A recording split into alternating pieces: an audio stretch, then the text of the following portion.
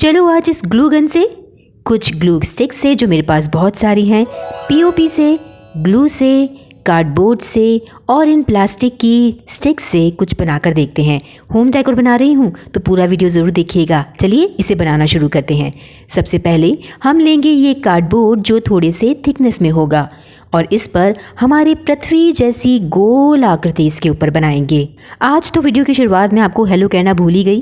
तो hello, it's मलिका और आप देख रहे हैं आर्टिस्टिक सोल चैनल। जैसा कि आप जानते हैं कि हम इस चैनल पे वेस्ट मटेरियल से खूबसूरत होम डेकोर या काम की चीज़ें बनाना सीखते हैं।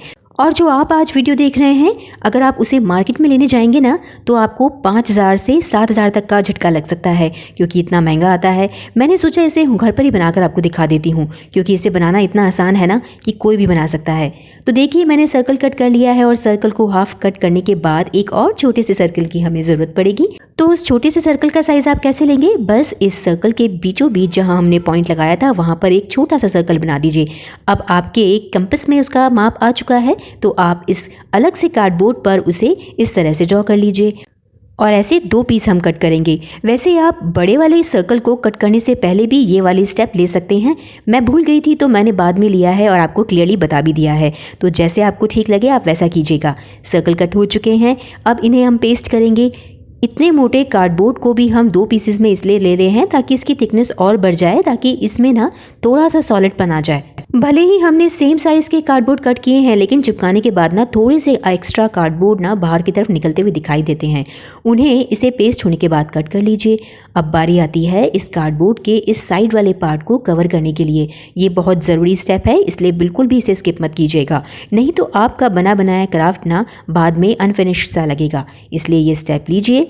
पेपर, अगर आपके पास इस तरह की पेपर टेप नहीं है ना तो आप प्लेन कागज़ भी ले सकते हैं, उस पर ग्लू लगाकर इस पर चिपकाते जाइए। बस आपको ये स्टेप पूरे इस सर्कल को घुमाते हुए करनी है। अब इसे तो हमने पेस्ट कर लिया है। अब इसके बाद जो हमारे ये हाफ पीस कटे हुए पड़े हैं ना सर्कल के, इन्हें भी हम कवर कर देंगे। तो इसमें तो बहुत ही आसान काम है। एक तरफ तो बिल्कुल सीधी सीधी टेप लगाकर उसे फोल्ड करके इस तरह से चिपका देना है और बाकी के राउंड वाली साइड पर जैसे हमने पहले किया है वैसे ही कर सकते हैं। वैसे अगर आप कार्डबोर्ड ना लेना चाहें तो आप MDF बोर्ड ले आइए, जो बहुत अलग अलग शेप में आसानी से मिल जाते हैं आजकल मार्केट में। मैंने इन सभी पर टेप लगा दी है, इसे कवर कर दिया है। अब सेकंड स्टेप लेंगे जिसमें हमें इस POP की ज़रूरत पड़ेगी। ये POP कौन सी कंपनी का है, कौन सा अच्छा होता है, वो प्रोडक्ट लिंक ना मैंने नीचे दे दिया है। आप चाहें तो इसे ऑनलाइन खरीदें या मार्केट में जाके सेम कंपनी का POP भी ला सकते हैं। इसके अंदर मैंने मिलाया है ये वाइट ग्लू, ये है फेविकॉल, नॉर्मल पेपर वाला फेविकॉल जो आता है, बस ये वही है। थोड़ा सा पानी ऐड करेंगे और इसमें गांठें ना आए इसका ध्यान रखते हुए इसे अच्छे से चलाते हुए इसका एक पतला सा पेस्ट तैयार करेंगे।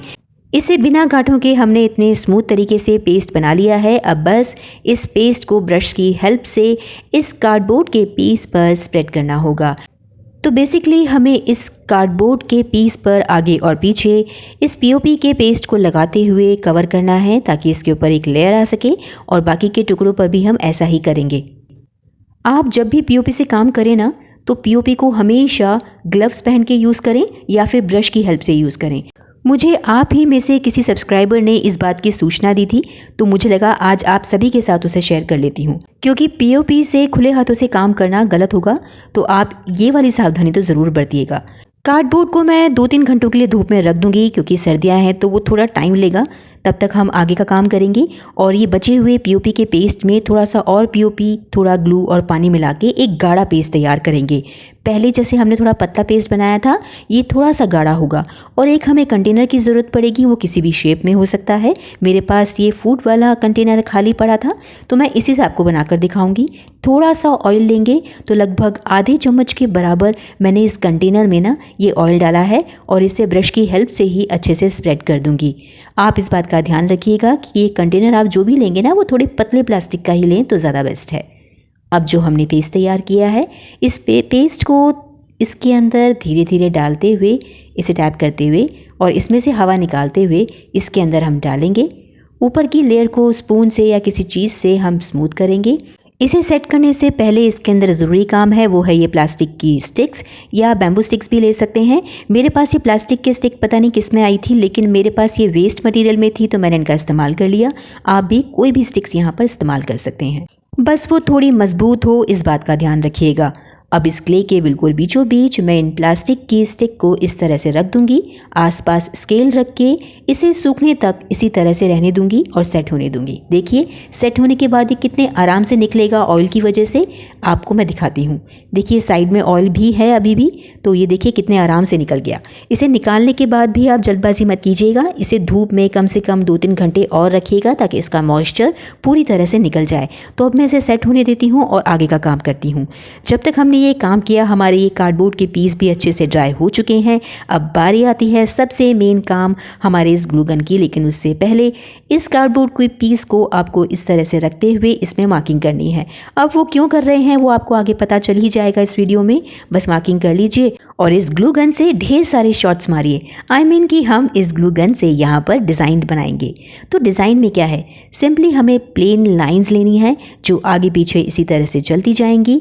आपको इस बात का ध्यान रखना होगा कि बीच बीच में थोड़े थोड़े गैप ज़रूर छोड़िए, जैसा कि आप यहाँ देख पा रहे होंगे। आई होप आपको ये एकदम क्लियर नज़र आ रहा होगा कि मैंने थोड़े थोड़े गैप के बाद ही ना ये लाइन लगाई है। अब इसे इस पूरे कार्डबोर्ड पे लगाने की ज़रूरत नहीं है, बस जहाँ मैंने मार्किंग की है ना बस वहीं लगाना है। इसी तरह से हम दूसरे पीस पर भी लगाएंगे, लेकिन इस पीस पर ग्लू गन की ये जो लाइंस है ना वो पूरी तरह से सेट होंगी। और इस सर्कल पे भी लगाने के बाद इसे सूखने दूंगी। अब ये सूख चुकी हैं तो बात आती है कलरिंग की। और कलरिंग के लिए मैंने यहाँ पर एक्रेलिक कलर का इस्तेमाल किया है। आप ऑयल पेंट भी ले सकते हैं।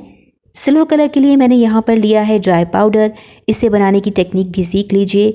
थोड़े से फेविकॉल में इस ड्राई पाउडर को डालते हुए थोड़े से कलर को मिक्स कीजिए, थोड़ा सा पानी डालिए और इसका एक अच्छा सा पेस्ट बनाइए। अब रीज़न क्या है कि फेविकॉल की वजह से ये बहुत अच्छे से इसके ऊपर पेस्ट होगा। ये जल्दी काला नहीं पड़ेगा और काफ़ी टाइम तक अच्छा ही दिखेगा।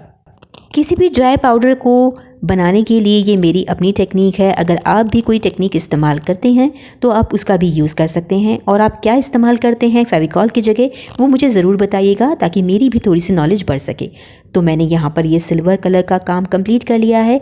एक चीज़ याद रखना कि हमें दोनों तरफ ही ये कलर करने हैं, लेकिन उसके लिए सबसे ज़रूरी चीज़ आप ये भी ध्यान रखिएगा कि एक साइड पर कलर कीजिएगा, उसे सूखने दीजिएगा और फिर बाद में आप पीछे की साइड और साइडों में ये कलर कीजिएगा। नहीं तो हमारे कलर ना एक ही बार में करने पर ख़राब हो सकते हैं, उनकी फिनिशिंग ख़राब आ सकती है। लास्ट वाले पीस पर भी मैंने ब्लैक एक्रेलिक कलर किया है और सिर्फ वहीं पे कलर किया है जहां हमें इसकी ज़रूरत है। बाकी पे करने की बिल्कुल ज़रूरत नहीं है।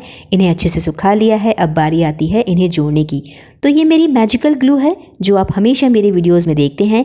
ये कौन सी ग्लू है इसका लिंक भी मैंने नीचे प्रोडक्ट लिस्ट में डाल दिया है, आप वहाँ से जाके चेक कीजिएगा और इसी तरह ग्लू का इस्तेमाल कीजिएगा। बस क्वांटिटी का ध्यान रखिएगा। ग्लू लगाते हुए कोई कंजूसी नहीं चलेगी, इसीलिए ग्लू को अच्छे से लगाइएगा क्योंकि हमने इसके ऊपर पीओपी का काम किया है और पीओपी को पेस्ट होने के लिए थोड़े से एक्स्ट्रा ग्लू की ज़रूरत पड़ती है। अब हम लास्ट वाले गोल्डन पार्ट को भी यहाँ पर चिपका रहे हैं, तो मैं इसके हाफ साइड पर ग्लू लगाकर इसे बिल्कुल बीचों बीच रखकर पेस्ट कर दूंगी। हाँ, अगर आप इस ग्लू को लगा के 10 सेकंड के लिए रखेंगे ना तो ये काम जल्दी हो जाएगा। अब है ज़रूरी पार्ट जो कि है वो है सेट होना। आप इसके ऊपर कोई भारी भरकम सी चीज़ रख दीजिएगा ताकि ये कुछ देर के लिए ऐसे ही पड़ा रहे और अच्छे से सेट हो जाए। अब जब तक ये सेट होगा हम इस नीचे वाले स्टैंड पे ना कलरिंग करना स्टार्ट करेंगे। मैंने यहाँ पर इससे मिलते जुलते ही कलर यहाँ पे इस्तेमाल करने का सोचा है। आप इस कलर को चेंज करना चाहें तो कर सकते हैं। मैं ऊपर के साइड पर तो ब्लैक कलर कर रही हूँ और नीचे की साइड पर इसमें सिल्वर कलर करूँगी। वैसे इस स्टैंड का भारी होना बहुत ज़रूरी है ताकि ये अच्छे से टिक सके, लेकिन किसी भी कंडीशन में आपके पास पीओपी नहीं है या नहीं मिल रहा तो आप कार्डबोर्ड से भी उसे बनाकर यहाँ पर इस तरह का स्टैंड बना सकते हैं। देखिए मेरा ये स्टैंड सूख चुका है।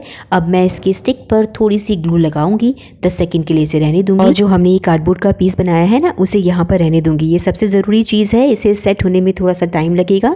ये थोड़ा सा टेक्निकल है इसलिए आप बहुत ध्यान से इसे पेस्ट कीजिएगा। तो लीजिए थोड़े से ग्लू गन, कार्डबोर्ड, कलर और ग्लू की हेल्प से आज का हमारा ये क्राफ्ट बनकर तैयार हो गया है जिसे आप होम डेकोर में इस्तेमाल कर सकते हैं। वैसे अगर आपको ये स्टैंड ना लगाना हो ना तो डायरेक्ट वॉल पे भी इन्हें पेस्ट कर सकते हैं। 3-4 इसी तरह के पीस तैयार कीजिए और वॉल पे लगा दीजिए। यकीन मानिए वो दिखने में बहुत ही खूबसूरत लगेंगे। तो कैसा लगा आपको आज का ये क्राफ्ट आइडिया? अगर आप ये लेना चाहते हैं तो इस बार मैंने सोचा है कि अगर इस वीडियो पे मुझे 100 कमेंट्स आएंगे तो मैं इसका गिव अवे करूंगी। तो जल्दी जल्दी से कमेंट कीजिए जिन्हें भी ये क्राफ्ट चाहिए। अगले संडे को ठीक 2 बजे फिर से आएंगे एक अमेजिंग क्राफ्ट आइडिया के साथ। तब तक के लिए stay safe, stay healthy and keep crafting and thank you so much for watching this video.